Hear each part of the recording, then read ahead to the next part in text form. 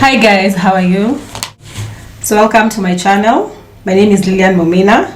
I am a registered dietitian with Mumina Wellness Solutions, and I create content on health and nutrition. In this video, we're going to talk about why most weight loss challenges actually fail.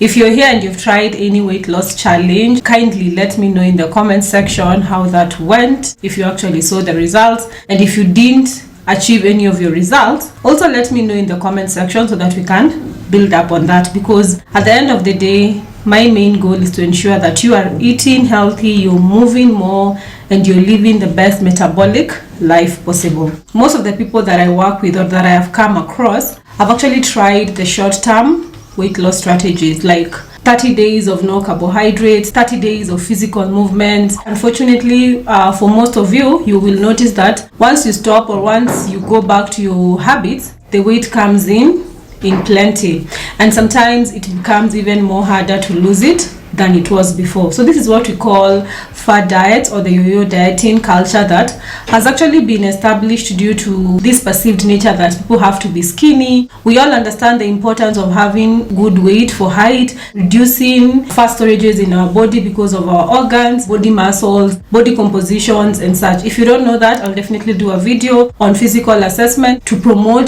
wellness in my next video. Now, the short-term plans come with excitement, that adrenaline, and that is why most of the people are able to sustain it for 30 days or even the 75 days. Like currently, the 75 days challenge is being hyped by almost every coach in the world. But I usually wonder what will happen after the 75 days are over. Most of the time you find that people just go back to being the way they were because you have not actually influenced or adapted strategies to maintaining that plan. You don't go back immediately, as someone will tell me in the comment section. You go gradually. You start with lazy days, like today I'm taking a break for 2 days, and before you know it, it's 5 days, before you know it, it's 10 days, before you know it, it's a month, and you've not even done any physical movements, you've not done any steps, indulging in your sweet tooth, and before you know it, all the weight that you had lost has come back with its babies. The aim of this video is basically to help you maintain a sustainable weight loss and eventually help you change your set weight. The set weight is basically that weight that the body is currently comfortable with. Like for myself, my set weight is 59-60. When I'm there, my body is okay. I can go up to 65. You know, it's not so easy to change your set weight with challenges. It has to be something that is gradual. It can even take you up to 3 years to actually maintain it. That point where your body feels like now it's comfortable, it doesn't have to store, it doesn't have to cushion itself against future losses, because you have shown it that you're willing to supply it with adequate nourishment, proper maintenance. It's okay to run fully. The problem with these challenges is that they give your body that restrictions and the body gets scared, so they have to come up with adaptation, the hormonal adaptations. I talked about that at length in this particular video, so make sure that you check it out after this. When the body is in that state where it feels like it needs now to do more to protect itself from the habits or the changes that you're putting in, then you'll definitely not be able to lose the weight and sustain it long term. Of course, there are things like aging. When you get to a certain age, there's hormonal fluctuations, there's a loss in body muscles, increasing fat composition in your body, so you definitely have to improve your workouts, and definitely you have to adjust your dietary patterns to make sure that you're meeting the stages that you are at in life. So what I usually do with my clients is, after I assess them, because I work with individual planning, I don't believe in mass planning, because you are different, I am different, we have different exposures. We might be in the same environment, we might be in the same region, we might be even in the same flat, but we have different stress patterns, we have different genetics, we also have different hormonal health, and we also have different sleep patterns. So what I usually do is, after assessing you, I come up with an individualized plan that will not give you that stress factor that I have to achieve this in 30 days. I come in with ways to make sure that you are accountable. I will text you, I will call you, I will check on you, I will ask you to send me your pictures for the day, your meals for the day. I will also try to gain your trust so that you can feel comfortable telling me when you're feeling a bit low and when you're definitely not even feeling up to the task of maintaining the plan for the day. For the accountability part, until you're off and you're able to actually maintain it yourself, we will get you there. That's about my coaching program. Here are the strategies that have been proven to help you lose weight and actually keep it off. The first thing is, of course, working on your hormones. You know, the thing with the short-term weight loss plans, they actually capitalize on adrenaline and excitement. And unfortunately, this cannot be sustained long term because it becomes a source of burnout, and this will definitely predispose your body to hypercortisolism. Hypercortisolism, as I have said in my previous video, is the chronic high levels of cortisol that brings about imbalances in insulin, hunger hormones like the ghrelin, the leptin, imbalances in other reproductive hormones like the estrogen and such, that actually lead to stress eating and even weight gain. So you need to make sure that you are breaking off that cycle. How you do that is you make sure that your body is well nourished, you're not under eating, you're taking care of your macros, you're taking care of your micro intakes. That is basically your protein, your fats, healthy carbohydrates again, and then your vitamins and minerals. They are very important to maintain digestion and metabolic health that are very key to weight management. So if you're not supplying your body with the adequate nourishment, you'll not be able to sustain it because your body will be shocked and it will start to revert back to where it was comfortable before. But the one thing that I actually applaud the challenges for is they give people the excitement to move, because unfortunately we have reduced in the way that we engage in physical activities, because nowadays we don't go to the shamba. Like I have woken up a few minutes ago, I have prepared and I am here creating a video and I'm seated on my seats. In the previous decades, I would have gone to the shamba, I would have prepared meals for my 8 children, I would have moved around cleaning the compound and such and such. But you see now, that has not happened, and that is basically reducing physical movement for our population in general. And this will definitely have impact, as we have seen, with increased in weight gain and BMIs for the population. Those challenges actually trigger and they bring about the sensitization of the importance of physical movements, and I like that. Like the 75 days challenge, most coaches who are doing it right are actually incorporating dietary habits with physical movement. So they are giving their people or their community a target, like maybe 10,000 steps a day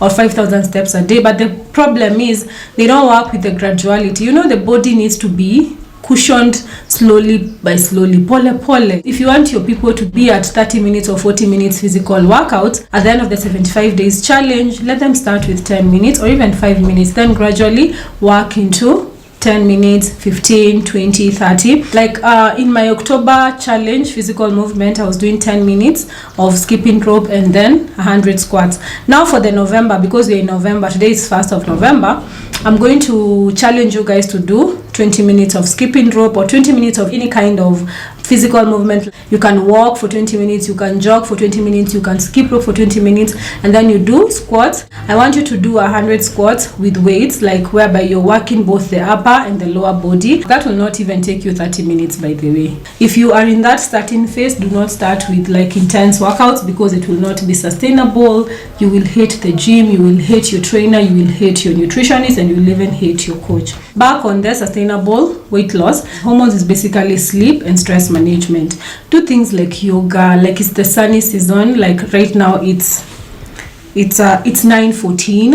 I don't know if you can see, it's 9:14, and the sun, this is natural lighting, the sun is already really out, so you can wake up at 7 or 8 and then you go for a walk, you for a jog. Even at 6 the sun is already out. Connect with nature, start your day on a higher note. That is very important for stress and basically anxiety. If you struggle with anxiety or any forms of emotional issues, because things are tough, we cannot ignore that people are stressed. So you need to look into ways to make sure that your day is productive with limited stress, and the best way to do that is to make sure that you're sleeping well. You can do anything that will get you moving in the morning that you like. The good thing with physical movement, whether you're straining while at it, the minute you do it and then your body gets used to it, the energy supply for the day will be, you'll love it, you love your moods, you'll just be blossoming with positivity and such. So try it and let me know how it goes. Another thing, of course, you can also document your journey if you are struggling with any form of issues. By the way, I have noticed that documenting or even just talking about it or writing it in a book actually helps a lot. Vanessa is doing a challenge whereby she has morning pages. When she wakes up, she has to write 4 pages of what she's feeling, what she's thinking, projecting her day to be and such things. So when you wake up and you write, when you go back to it and start reading, you can actually see the direction that your life is taking. You can actually see the points that you need to improve, whether mentally, physically, or even emotionally, and that will help with stress management. Another thing, of course, that you need to do when you're trying to sustain the weight is try as much as you can to avoid the scale. I usually say ditch the scale, lose the weight. You know, it's exciting when you start off and maybe you're losing like 2 kgs per week or 4 kgs per week. It's very exciting and it will keep you motivated. But what happens when you get to that phase whereby your body is now literally transitioning, because now you have constantly kept it on that phase of weight loss, it gets to a point where it is now trying to actually readjust with what is happening. So you might experience some stagnation in your weight loss journey. We call it a plateau. It can be for a while, and most people actually quit here. And when you quit or when you stop the readjustments at this point, you'll definitely gain all the weight back, because at this phase your body is trying to see whether it is comfortable with the continued weight loss with what you're giving it. You're supposed to ensure that you maintain moving. If you're doing like 30 minutes, you improve to 40 minutes. You try as much as you can to increase your protein intake so that you can build muscle, so that the body can be comfortable to know that it has some form of cushion even if the fat is going. When you go to the scale, you might also notice that your weight is increasing because muscle is heavier than fat. And if you solely rely on the scale, you might feel discouraged. It can make you feel like whatever you're doing is not even working. And sometimes change takes time. Progressive change does not happen overnight. If you follow any of these realistic weight loss coaches, no one will tell you that you're going to lose a ton of weight in 30 days. No, because they know, especially with the chronic fasting, you'll definitely gain it all back. So if you want to lose the weight and sustain the weight loss, you have to have a plan. A plan that is holistic, that is centered to your needs, that takes care of your intake, that takes care of your environment, that takes care of your stress factors, your sleep patterns and such. Again, on supplementation, it's also very important. If you have done dietary assessment and you have noticed that you're not taking up enough maybe of the protein, maybe magnesium or any other nutrient that is actually required, you can definitely have it supplemented, or you try and increase the foods that are going to give you that. And if you still notice that your intake is low, because your energy levels might drop if your intake is low, you feel like you are fatigued more, you're experiencing too much muscle sores, it definitely needs a lift. And again, when you're doing physical movement, let's remember to do our isotonic, or let's remember to do our what are they called? My brain doesn't work very well in the morning.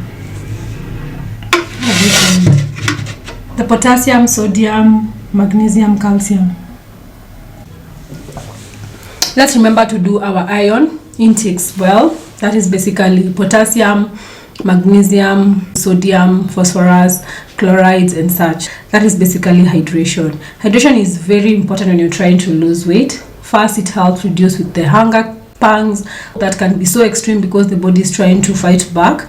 And then it also helps to make sure that your metabolic function is working well, to support your liver detox, and this will definitely help in the long term with hormonal health that actually helps with weight loss and weight management. There are so many benefits of maintaining a healthy weight, like reduced disease occurrences, improved immunity, reduced chances of chronic and metabolic disorders, longevity, better joint, bone health, back health, better organ health and such. And indefinitely, you're definitely going to have improved libido and sexual satisfaction when you're at a healthier weight as opposed to when you're not. To some people, sex can be like an activity, a physical activity, and if you are in an unhealthy weight, you might not like it so much. But if you're in a healthy weight, you'll find that you are enjoying your partner, you're enjoying your body, you're feeling yourself, your womanhood, your manhood. So let's take care of our physical well-being. So for my coaching program, I actually do 3,000 consultation upfront, and then I work with you for 1 month. And then if you want, we continue. There's a plan for 12 weeks that I charge you for 10,000. In these 10 weeks, I will be with you, consulting, working with you step by step, understanding what is changing, understanding what is not changing, and make sure that things are moving well with you. Make sure that you check out the description box and leave the link to my WhatsApp number so that we can chat more about how to register, and also share this video with someone struggling with weight and they're really tired of making all these sacrifices and the weight comes back. I'll definitely be doing another video on how to sustain intermittent fasting, or even how to make it healthier. For those who have questions on intermittent fasting, ketogenic diets for weight loss, anything that you have heard about weight management, bariatric surgeries, all these surgical procedures on weight, make sure that you leave them in the comment section. I'll definitely be addressing that for each and every one of you. So thank you so much for watching. Remember to give this video a like to support my channel, and then subscribe. I'll see you in the next one. Bye.